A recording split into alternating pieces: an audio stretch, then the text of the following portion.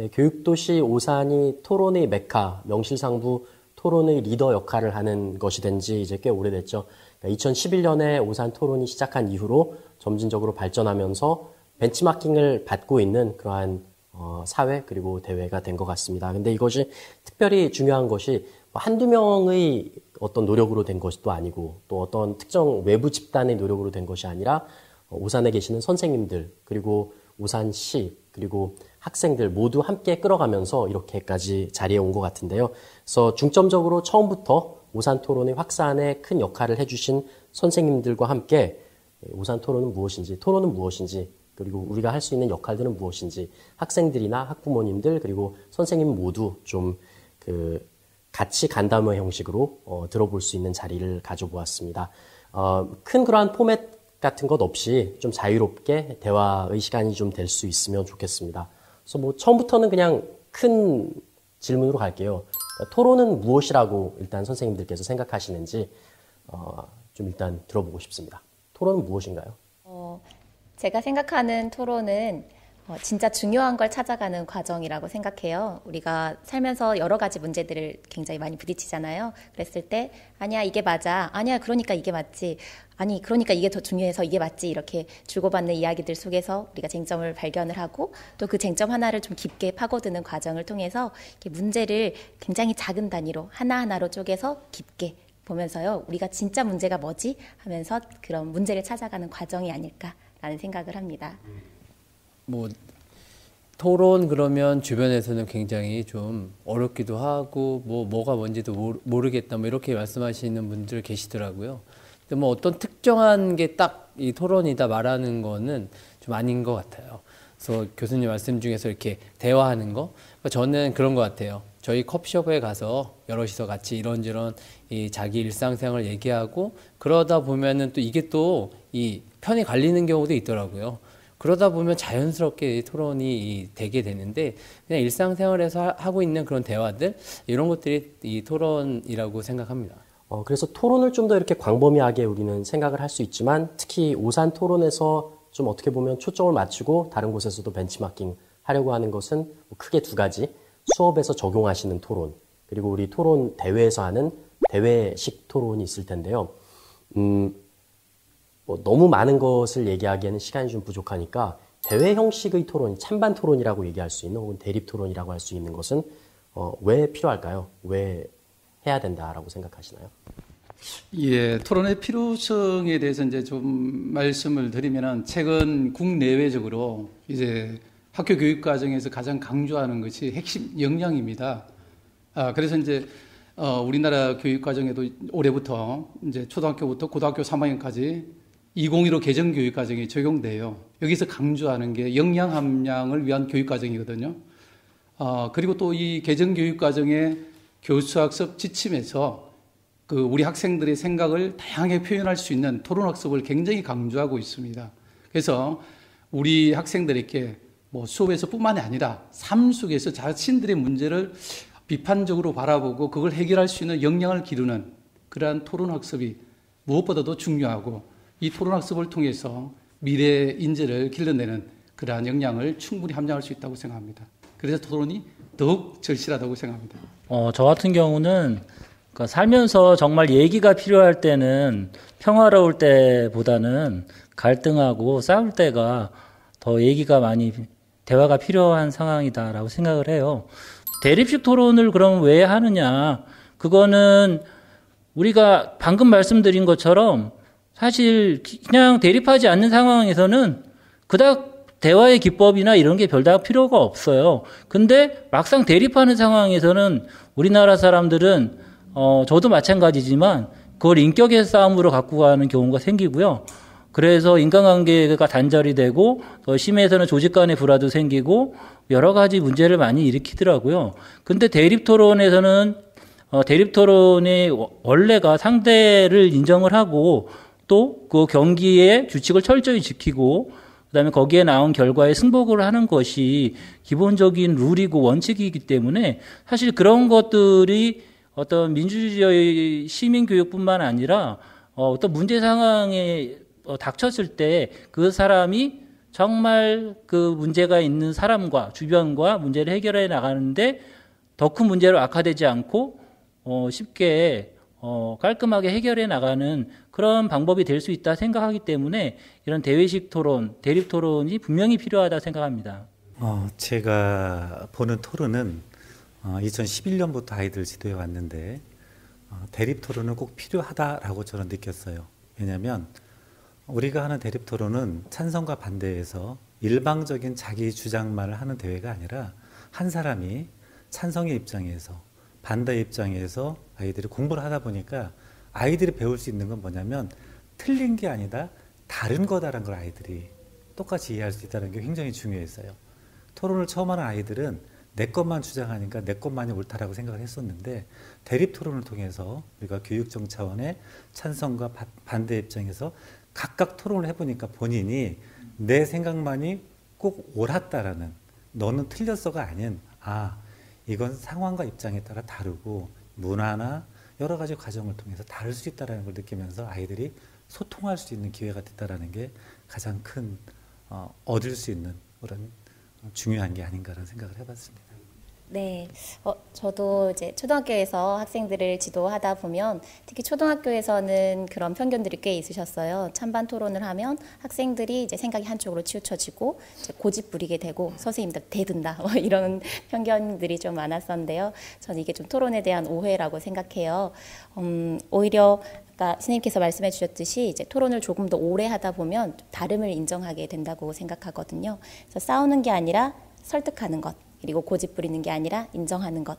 그리고 사람의 의견은 어느 때나 바뀔 수 있기 때문에 사람과 의견을 좀 구분해서 보되 만약 내가 이번에 이 주제에 대해서 이야기를 하다가 좀 졌다라고 된다면 경기라고 치면요. 졌다라고 하면 이건 내가 틀린 거구나가 아니라 이번에 내가 좀 설득력이 떨어졌었구나라고 이제 이렇게 지도하는 과정을 통해서 사실 저도 굉장히 많이 변했어요. 예전에 좀 고집을 많이 부린다라는 이야기를 많이 들었었는데 이제는 제가 말하기 전에 맞다 이런 생각이 있을 수도 있잖아 해서 저부터 약간 멈칫하면서 조금 더 생각을 하게 되는 그런 입장이 있어서 저는 학생들에게도 그리고 다른 사람들도 모두 좀 이런 토론에 좋은 효과를 좀 얻었으면 하는 바람이 있습니다. 그 토의와 토론을 이제 구분해서 어느 것이 더 좋다라고 말하는 이제 사람들이 많은데요. 저는 이제 그 학교에서 이제 국어교사로서 아이들한테 이제 수업을 하면서, 그러니까 심청전을 가지고 수업을 한다고 했을 때, 그 토의 활동을 통해서는 아이들이 굉장히 창의적인 생각들을 많이 꺼내놓는 것을 확인할 수 있었어요. 그걸 토대로 해서 이제 어떤 한 주제를 가지고 토론 활동을 했을 때는 보다 정교하고 뭔가 이제 시대와 연관시켜서 아이들 나름대로의 설득하는 그런 어떤 그 자신만의 노하우가 담긴 그런 모습들을 많이 볼 수 있었거든요. 그러니까 둘 다 장점이 있었던 것 같아요. 그러니까 아이들이 토론 활동을 함에 있어서 뭔가 많은 것을 꺼내 놓을 수 있었던 이유는 그 전에 했던 그 심청전과 관련된 그 토의 활동을 통해서 많은 생각을 꺼내 놓을 수 있었던 기회가 있었기 때문이고, 그걸 더욱더 정교하게 다듬을 수 있었던 건 토론 활동이 있었기 때문이라고 하거든요. 그래서 우리 수업에서는 이 토의와 토론을 서로 배제하지 말고 함께 어울릴 수 있게 우리가 교사들이 더 노력을 할 필요가 있다고 생각을 했습니다. 예. 굉장히 좋은 말씀해 주신 것 같아요. 네, 유진 대표. 네.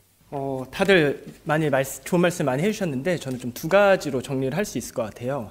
굳이 대립 토론을 하는 이유는 공감하는 능력을 저는 향상시켜 준다고 생각을 하거든요. 아까 이제 단 선생님께서 말씀해 주셨지만 내가 원하든 원치 않던 내 개인적 의견과는 반대되는 어떤 입장을 옹호를 해야 되기 때문에 그런 면에 있어서 대립 토론이란 장치는 공감하는 능력을 향상시켜 준다라고 생각을 하고요. 많은 분들이 좀 오해하시는 게 토론하면 되게 싸움 같고 되게 절대주의라고 생각해요. 그러니까 예를 들면 흑이 있으면 백이다. 이런 식으로 이분법적으로 사고하시는 분이 계시는데 사실 토론은 상대주의를 기반으로 깔고 가거든요. 그 말은 너도 지금 그 말을 하고 있지만 언젠간 틀릴 수 있고 나 역시 이 말을 하고 있지만 언제든 틀릴 수 있다. 그러니까 모든 거는 가설일 뿐이고 그걸 검증하는 과정이 토론인 거다라고 좀 생각을 할 수 있을 것 같고요. 이제 다른 하나는 일단은 이제 대립 토론이라고 생각하고 아니면 오산식 토론을 생각하면 경기만으로 한정하는 경우가 있어요.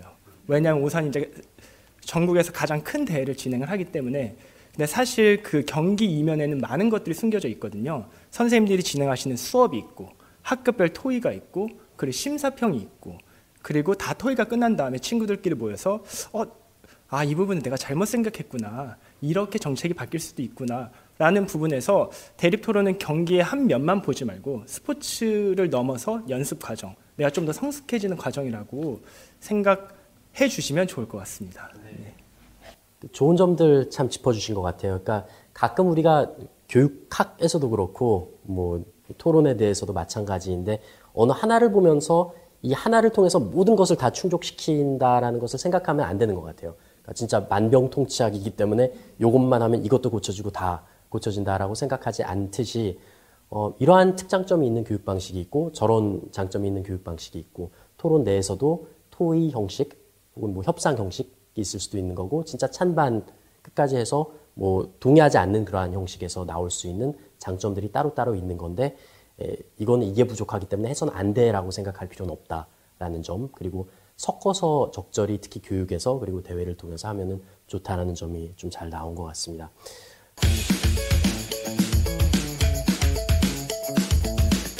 네, 좋습니다. 그러면 만약 어떤 선생님한테 그러니까 뭐 요즘은 말씀하신 것처럼 토론 교육하면 좋겠습니다라고 했을 때 토론 교육은 필요 없는 것 같습니다라고 답변하시는 분은 별로 없잖아요. 그럼에도 불구하고 이제 부담을 느끼시거나 좀 어렵다라고 느끼시는 것 때문에 어떻게 하면 더 잘할까 이러한 것일 텐데 혹시 어드바이스를 주신다면 그러니까 뭐 선생님이든 아니면 학생이든 토론 학습에 있어서 이런 것 때문에 좀 어렵다라고 얘기를 할 때 그렇게 어렵지 않아요. 이렇게 하면 좋아요. 라고 팁을 주신다면 어떤 게 혹시 있으실까요? 예, 저 같은 경우는 이제 그 대학에서 그 면접에서 이제 가장 중요한 게 이제 토론 능력을 보는 게 뭐 교대나 사대나 이런 데서 되게 많이 이제 지금 확산되고 있어요. 우리 학생들을 토론시켜 놓고 이제 대립 토론을 시켜 놓고 이제 입학사정관들이 평가하고 그러거든요. 거기서 수업 시간에 일단 대학교에 이제 면접 대비용으로 해서 끌어오는 것도 굉장히 좋을 것 같고요. 그 다음에 당장 우리 이제 수행평가에서 토론 영역을 이제 많이 넣고도 있거든요. 그런 토론 영역을 이제 키워주는 그런 샘플 사례들이 교육청 이런 데서 수행평가 척도안으로 되게 많이 나와 있거든요.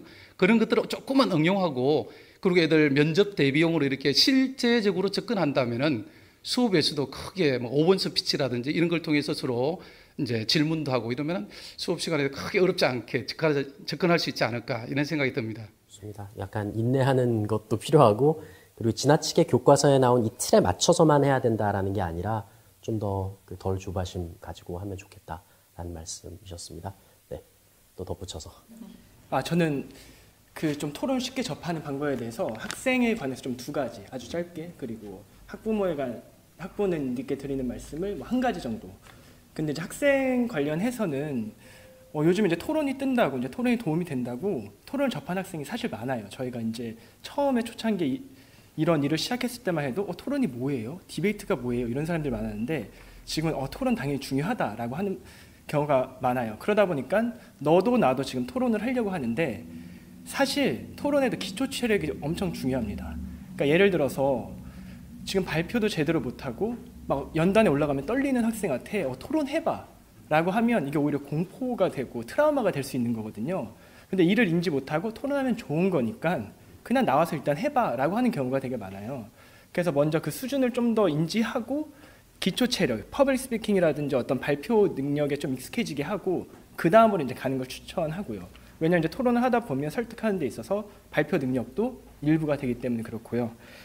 그리고 이제 다른 하나는 뭐 너무 간단하지만 학생 자신의 입장에서 요즘 뉴스 보면서 저건 왜 그럴까? 어떻게 그럴까? 라고 항상 붙이는 게 정말 단순하지만 이런 습관만 들면 정말 토론을 훨씬 더 쉽게 접할 수 있을 것 같고요. 그리고 이제 좀 학부모님께 좀 드리고 싶은 말씀은 아까 이제 선생님께도 말씀해 주셨지만 아무리 토론이 지금 뜨고 있어도 지금 문화 자체가 지금 제대로 되어 있지 않다고 생각해요. 예를 들면 저는 정말 밥상머리 교육이 되게 중요하다고 생각하거든요. 그러니까 한국에서는 불만이 있다라고 하면 너 지금 조용하고 그냥 공부나 해 이런단 말이죠. 근데 외국을 가보면 불만 있다고 그러면 왜 그러니? 뭐 다큐멘터리만 봐도 그런 사례가 되게 많이 나오고 실제로 친구들 만나다 보면 어떻게 그런데? 라고 하는 습관이 필요한데 한국에서는 야, 그 얘기하지 마. 그냥 너 조용해 라고 해버리니까 이미 그 가정에서부터 토론이 되지 않는 거죠. 그러다 보니까 아까 말씀해 주신 것처럼 되게 제도적으로는 되고 있으나 그냥 토론하고 집에 가는 느낌이 좀 강하다고 좀 생각이 들고요. 그래서 좀 부모님이 해주실 거는 불만을 좀 장려하고, 그리고 불만이 이때 중요한 거는 이 불만이 합리적인지 합리적이지 않은지를 설명해 주시고, 합리적이라면 왜 합리적인지, 합리적이지 않다면 왜 합리적이지 않은지 라는 식으로 좀 밥상머리 교육이 잘 되어야지 토론 교육이 좀 쉽게 접할 수 있지 않나 생각을 합니다. 네, 굉장히 재미있는 그 가정 내 식사 시간이 될 것 같습니다. 네, 마지막으로. 네. 저는 제가 그 초등학교 교사로 처음 교단에 발을 들였을 때 제일 먼저 한 게 토론 수업이었어요, 사실은. 그래서 지금 팁에 대한 말씀을 하셨길래 제 나름의 한 가지 팁을 말씀드리면, 저 때는 아이들이 막 38명 이랬거든요.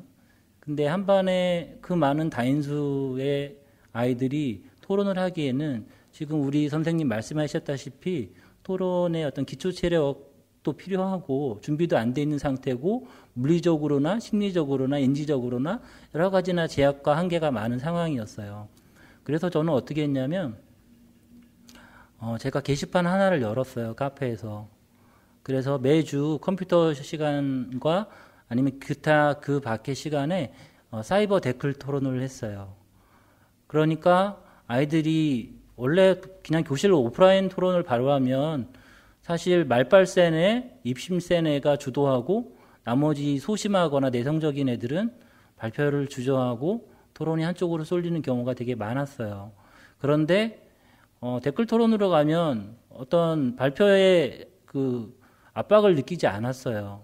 그러니 내성적인 아이가 오히려 더 두각을 드러내고 또 천천히 리서치할 수 있어요. 대신 표절만 하지 말아라. 충분한 리서치를 통해서 너의 언어로 가공해서 이거를 표현하도록 하다 보니 기초 체력이 순전히 토론에 대한 교육으로서 이루어지는 것도 가능하지만 그 소위 말하는 양질 전환의 법칙이라고나 할까요?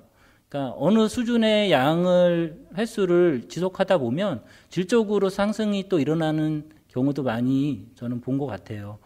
따라서 솔직히 아이들이 많이 대립하고 싸우고 할 수 있는 합법적이고 안전한 공간을 만들어주면 그 안에서의 어떤 도덕과 윤리, 규칙 이런 것들은 자정작용으로 이루어질 것이다. 그런 기회들을 많이 제공해야 하는 것이 팁이라면 팁인데, 그것이 오프라인보다는 시간과 장소의 구속을 받지 않는 사이버 공간이 요새 또 아이들한테 맞지 않나, 이런 생각이 듭니다.